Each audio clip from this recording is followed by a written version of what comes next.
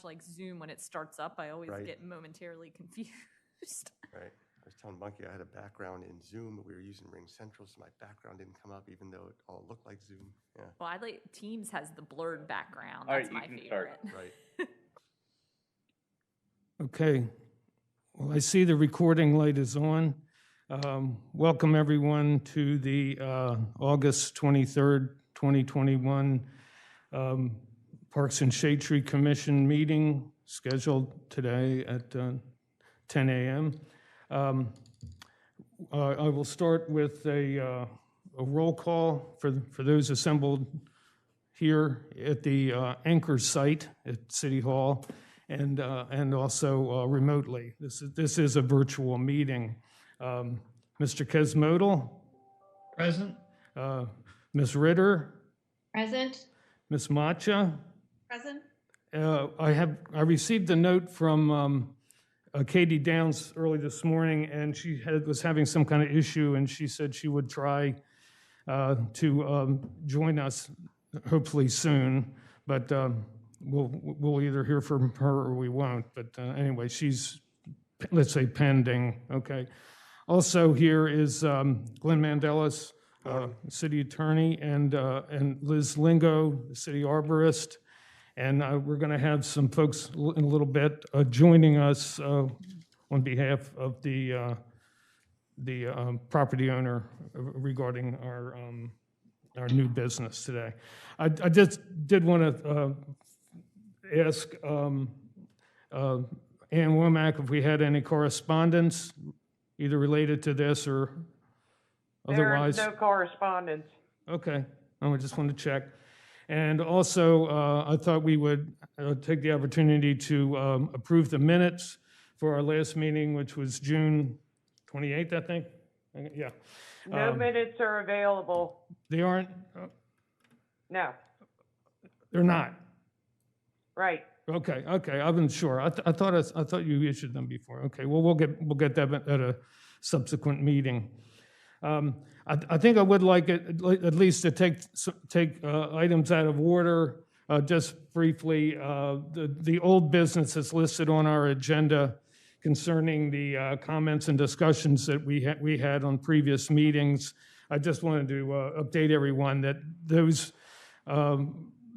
comments at our last meeting, our last June meeting, we just had, I think, one correction or comment I think that Rachel made, and I made that correction, which was basically just to clarify, who was more or less in agreement or not agreement with some of the suggestions and so forth, and that was done, and I passed it on to the Susan Gay, who's sort of leading the charge on the tree ordinance discussion, shortly after our meeting.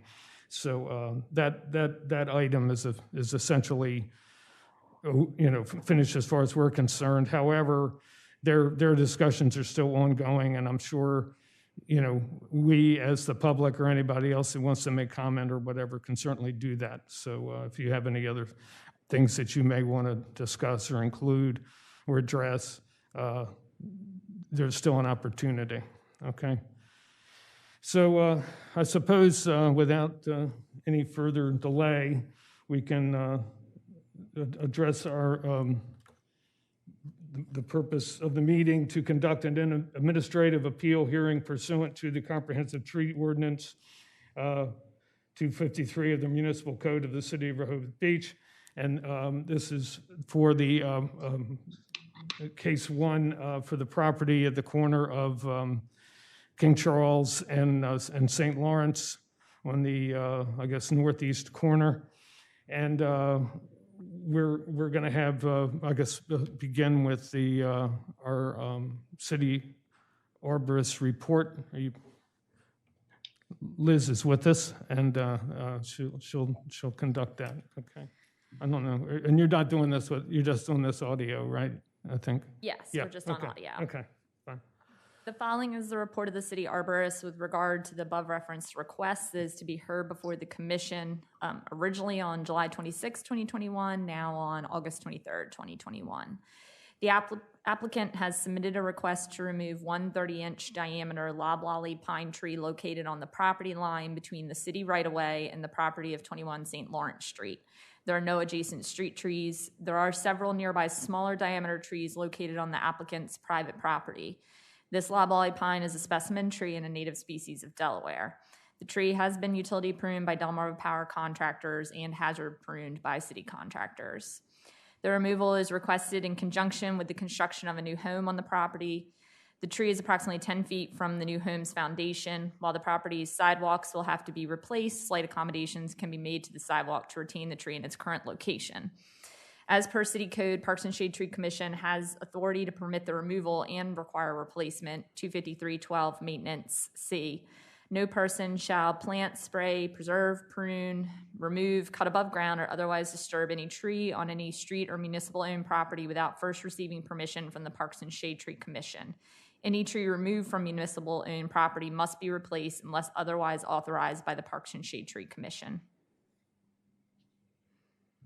Okay. Is that the conclusion of your report? That is the end, Okay, yes. very good. Do we have any questions for Liz? I have one. Okay. Are those other trees going to stay that are along the sidewalk? Hold on, let me look at the site plan. Let me see. I believe the site plan that I included showing the proposed dwelling, all those trees are supposed to stay. I think one of them, most of them are pretty small, but I think one of the small ones fell over into the overdig, so I can't remember which one it is off the top of my head. Maybe like the Okay, well, 5 there were inch. quite a few. There was some holly and some other pines. I was just curious. Okay, so they're supposed to stay. Yes. Okay, This I'm is finished. Ashley, one of the homeowners. Our intention is to keep as many trees as we can. We enjoy all the trees there. Can we hold on just for a minute Um, before Yeah. the we just felt homeowner? that Why the are one the homeowner? Can you hold for a tree in second? question. Why are they? Excuse me, I'll get to the comments of from the applicant. I just wanted to finish up with the commissioners Okay. if they have any questions for the city arborist. I have a question. Sure. I think there are a couple other pines right near that pine, but not interfering with the sidewalk. Just, but they're a little bit larger. They're not small trees, I don't think. But I wondered how long it takes a tree to become a 30-inch diameter loblolly pine. Do you know, Liz? Just like, is it a 10-year thing or? Oh, I mean, it takes a long time if that's what we're asking. But the loblollies grow relatively quickly if they have the right conditions and space. I think there's one other large tree kind of on the back corner of the lot. If you can see, I think it's marked at 24 inches there. Okay. I think the others are somewhere in that 6 to 15 range. So it's definitely the largest currently on the property, and minus whatever trees were already removed. Any other questions by the commissioners? Okay. We had 3 people listed to speak today, and I don't know if you had any particular order. I have Ms. Ava Amos. Did you want to you present something here? I'm not presenting anything, just I'm with Garrison Homes and we're building the home. So I'm here in support of Ashley and the family.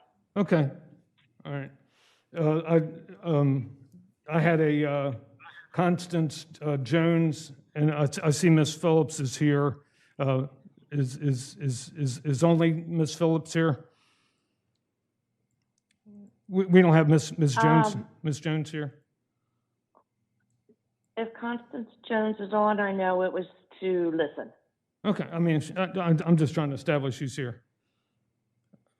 So Ms. Phillips, was there, you were trying to make a comment before. Do you want to repeat what you were saying or present something? Sure. We really enjoy all the trees on the property, and our intention is to keep as many as possible. The one tree in question we felt was really growing into the sidewalk and maybe the roots into the street a little bit, not into the street, but maybe making a buckle, which were our concerns with replacing the sidewalk if it's going to continue to grow into the sidewalk. And we felt it went under number 4 of the 7 criteria.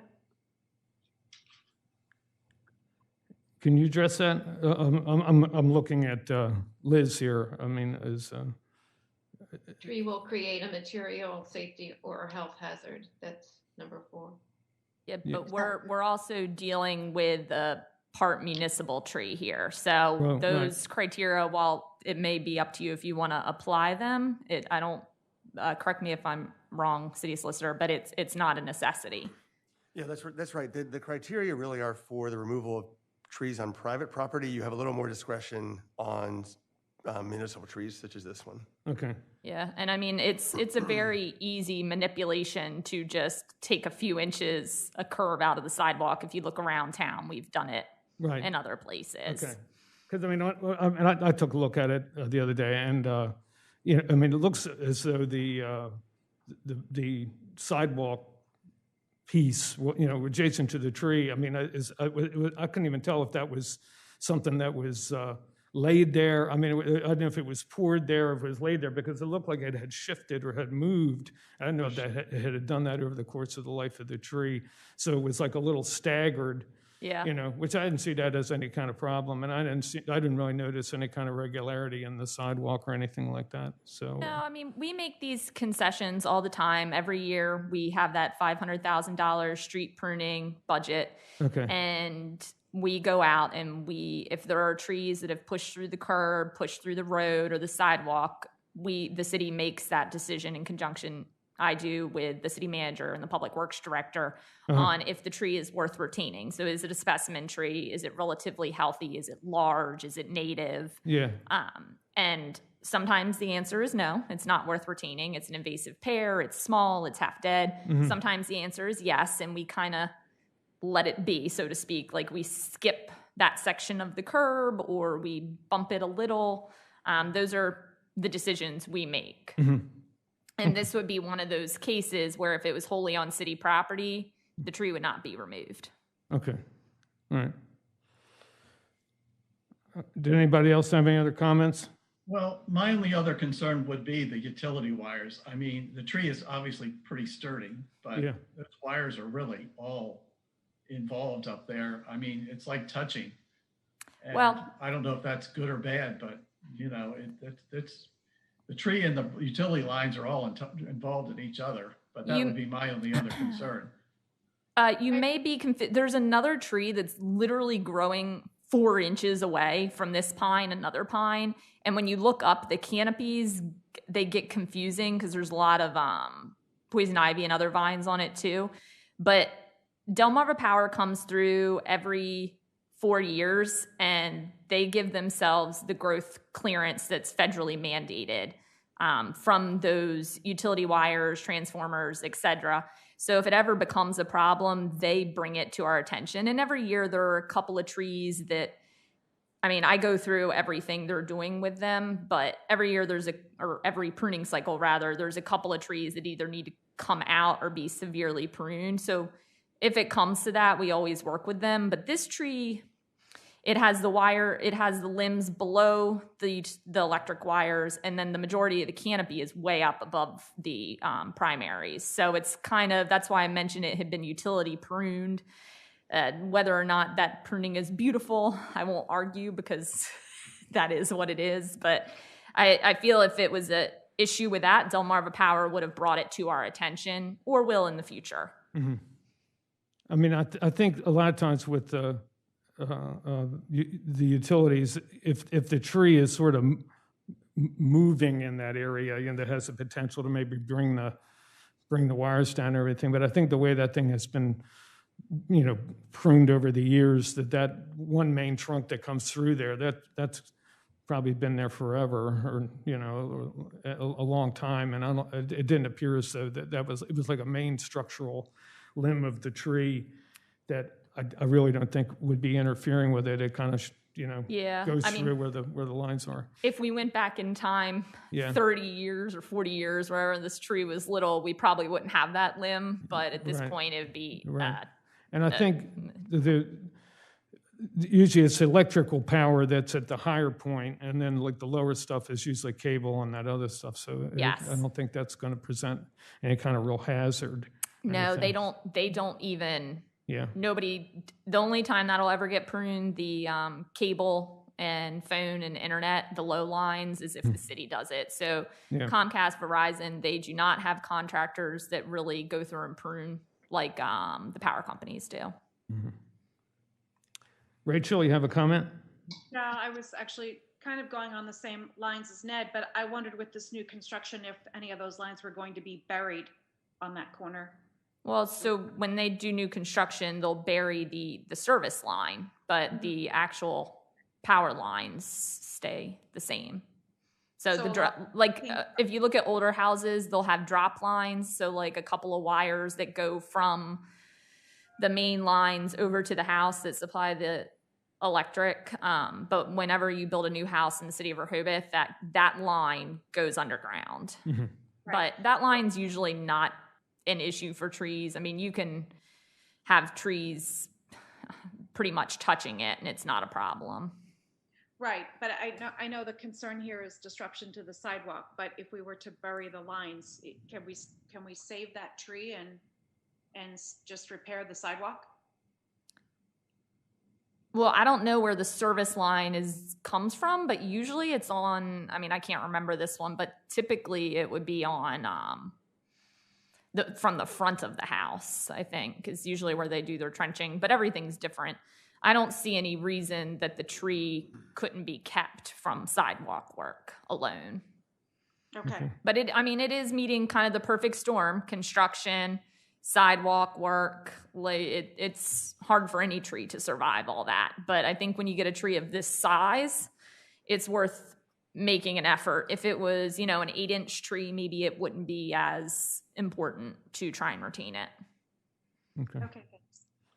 I didn't really see a trouble with the sidewalk, frankly. It looked like it was flat and just pushed Right. to the side. I thought it was amazing how it evenly just pushed it to the side. And I didn't notice it was buckled. Maybe I wasn't paying enough attention. No, the chair's comment was interesting, and it had me thinking the same thing. Did they pour it this way, offset by 4 inches, or did the tree manage to push one little piece of sidewalk without cracking it? I don't know. I'm guessing because it looks like the original sidewalk to me, Yeah, but right. Yeah. it's Yeah. an interesting observation nonetheless. Yeah, we have a picture here, and it looks, there are certain irregularities about it, but it's certainly not humped up or anything like that. No, I believe it would still, we still have the required passage for Yeah. ADA, and I don't think it was even buckled or lifted that would Right. require it. But I think as part of this new construction, they are going to be required to replace all the sidewalks, which is typically the sidewalks and curbs. So I don't think it's not necessarily the property owner or construction company's choice to replace them. That's just kind of a standard. But once again, every house is different, so I won't speak for the building inspector on that one. Okay. Were there any other comments from Ms. Phillips? Did you have anything else that you wanted to offer?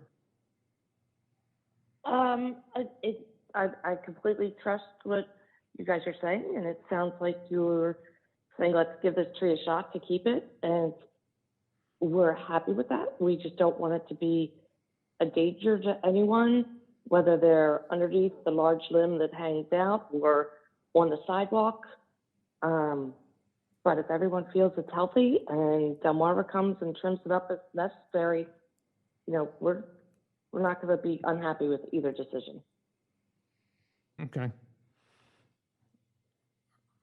So, That's good to hear. go ahead, Ned. I was hoping sorry. that someone could spell the name of the tree for me. It was something Loli. It's a loblolly, LOBLOLLY. Great, that's what I had. I just didn't know. Yeah, they're kind of a Delaware coast native. Like in other places, you're more likely to see a white pine, but these favor the beach and the salt air. You had a comment? And it sounds like if the root system, since it's not kicking the sidewalk up, I guess the root system goes down. Generally, pines tend to have more of a tap root, and then on top of that, growing in the sand, everything tends to be more deeply rooted. But generally, you had all that green space next to it, so most of the roots probably went there versus out in the sidewalk area. I mean, pines aren't really known for busting up sidewalks like maybe a red maple or willow would be. Okay. Okay. Thank you. Okay. Thank you. Ned, did you have something else you want to say? Me? No. I thought you did. I'm sorry. I'm trying to read people's minds, but I'm not doing a very good job of it. Okay. I guess we have a. Take a motion. Yeah. Well, if there's no more comments, if you have any more comments, or anybody want to offer anything, but I'm prepared to take a motion if somebody wants to make one. I'd prefer it to be a positive motion that we can vote up or down, but if we can't do that, I'll take whatever you can get. I can get. Go ahead, Laura. You're good. Okay, in putting this in the positive, you mean that I have to say we should approve this? No, I say do it the way you feel comfortable doing it, because I'll understand that better. I'm not going to. If we can handle that, I hope we can handle that. I move that we, especially in light of the homeowners agreement, that we should give this tree a shot. And since everyone on the commission and the city arborist all seem to agree that it's worth giving the tree a shot, I move that we deny the appeal. Okay. I'll second that. Okay. So we have on the table, we are denying the appeal, and I'm willing to accept your votes. I would think it would be helpful. I mean, I think you sort of stated it, but if you want to clarify your rationale for voting as such, please do. Okay. I think a 30-inch pine tree, it's a valuable tree to the public and the city. It offers shade and it absorbs stormwater, and it's an important part of our tree canopy.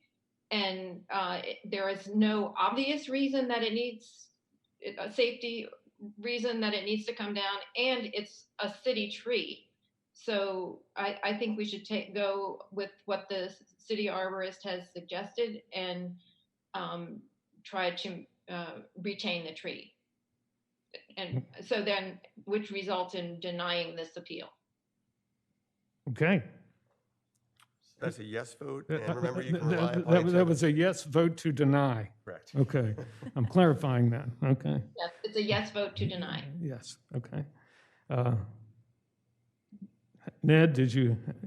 Yes, I'm a yes vote to deny too. Okay. For any particular reason, did you have any justification? Well, there are things possibly that are there, but they're not to the point where it would qualify as one of the reasons to take it down. Okay. Maybe in the future it might, but right now that's not. Okay, great. Rachel? I vote yes to deny for the same reasons that Laura and Ned have already stated. Okay, well, thank you. And the chair votes yes to deny. I just want to, I guess, echo Laura's comments that not only is this a large specimen tree and it's something that benefits not only the adjacent property owners, but also the people walking down the street and riding down the street. It provides shade. It's a well-established tree. And the fact that trees, if you haven't sort of noticed, trees become scarce when you get into the first block. They're exposed to much harsher conditions and salt and so forth and so on. And the fact that we have such a robust tree there, I think is, something that we need to kind of protect and keep an eye on and nurture and so forth. So I support that we're basically keeping the tree. So I think we have 4 votes in agreement to deny the appeal. So there you have it. I think we've done that. Any other comments from anybody?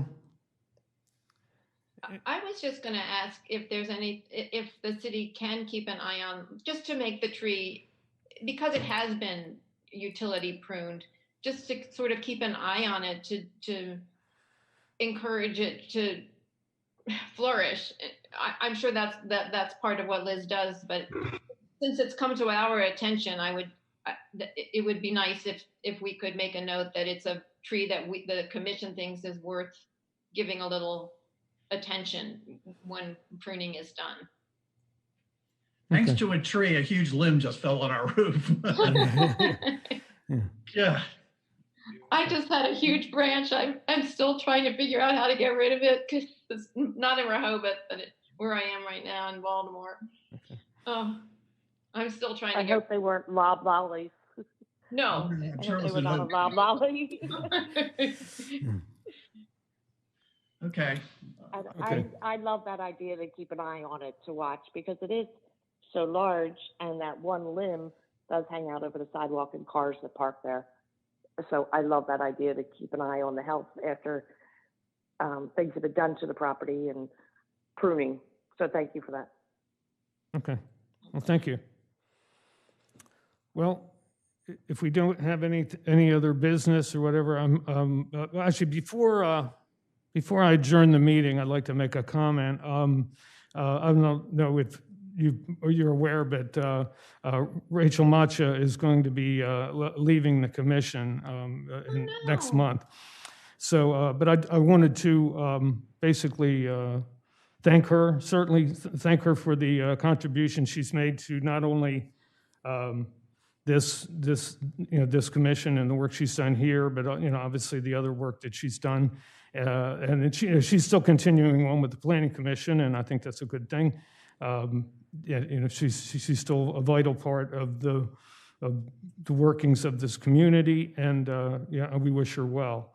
I also want to make like a little pitch, if I can, a little editorial pitch that we are all volunteers in this endeavor, and certainly even the mayor and commissioners, and we have all kind of meetings, committees and commissions and so forth that require the efforts of the people, volunteers and so forth.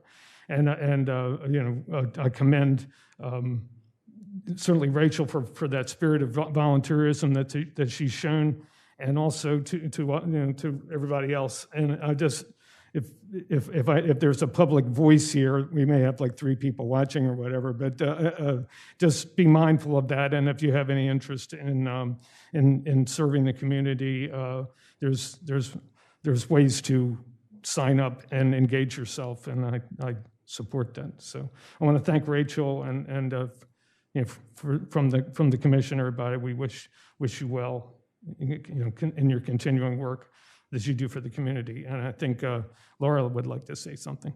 Yeah, I'd like to say, Rachel, I learned a lot from listening to you because being new to this, it was really nice to have somebody who'd been around for a while. And I really appreciated your contributions very much. And I am sorry that you are not going to be around, because I think you bring a unique voice to because of your experience, you brought a voice that was really helpful to me.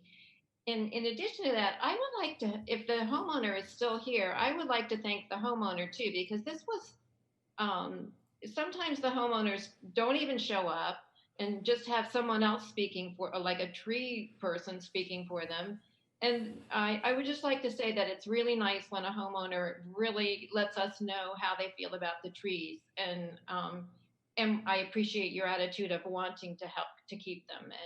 And I appreciate you coming and spending the time to, tell us what it was you wanted to do. So it makes our job so much easier when we know exactly what you're thinking and why, what your concerns are. So I wanted to thank the public, the homeowner as well. That's it. Well, thank you. Rachel, I'll miss you too, because we usually agree. Let me just So say, far, we've agreed on everything. I've enjoyed working with all of you too. And unfortunately, Stan, our mayor, has a philosophy that he prefers not to have one citizen work on two committees. When he was elected last year, he came to me and said he didn't have someone to actually appoint onto the Park Shaded Tree when I was on Planning Commission, and I offered to stay on. So my term is coming up, and I think Stan is obviously looking for someone to replace, and I had a choice, and I decided to stay with the Planning Commission since I have one more year. So I do really appreciate all of your nice words. It's been great to work with all of you, and I wish you well as you go forward. I think you all have really sound reasoning, and I think you are definitely taking the city into consideration here on every case, and I think that's terrific. That's what we're here to do. And I agree with you, Laura, on having the homeowner or folks here to represent those cases, because it really does help us better understand kind of their point of view and helps us give that kind of 360 viewpoint too as we make these decisions. So thank you. It's been great to work with all of you. Well, thank you. Thank you too. Okay. Well, what do you say, Glenn? I think it's a motion to Excuse adjourn. me, Chair. Yes, ma'am. Before you adjourn, Okay. check with Liz to see if she has a city arborist report, her monthly report. Okay. That's listed on the agenda. Okay. Liz is shaking her head here, so I think that's a no. Okay. I think we've addressed that. Okay, well, thank you, Ann. You got to keep me in line. You know that. Okay. All right. So, anybody want a motion to adjourn, or can I just motion it myself, or what? You can, as the chair. I'm gonna motion. Okay. We're all adjourned. Enjoy the rest of your day. Thanks, everybody. Thanks all. Thank you all.